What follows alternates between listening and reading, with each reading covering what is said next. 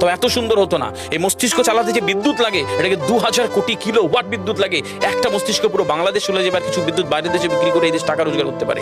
এই আপনি চিন্তা করেন যে শিরোপশিরাগুলো, একটা তারের হেডফোনকে পকেটে দেবেন আর বের করবেন, দেখবেন ছাড়াতে হচ্ছে, জড়িয়ে যান। এই পুরো শরীরের মধ্যে এরকম জড়ানো পেছনে যত শিরা আছে না, এই শিরাগুলোকে বলা হয় খুলে খুলে রাখা হলে 11 একর জমি লাগতো, 11 একর জমি লাগতো। কেন ইমাজিন আমাদের মধ্যে কি রয়েছে, পুরো শরীরে 650টা মাংসপেশি রয়েছে, যা ইনস্ট্রাকশন দেবেন তাই করবে।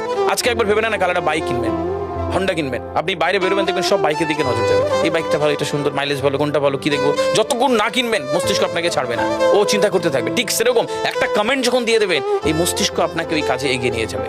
পৃথিবীতে মানুষ না বেসিক নিডসগুলো ফ্রি পেয়ে গেছে। ভাবুন তো একবার, পৃথিবীর সবচেয়ে লাক্সারিয়াস ড্রিঙ্কের নাম জানেন?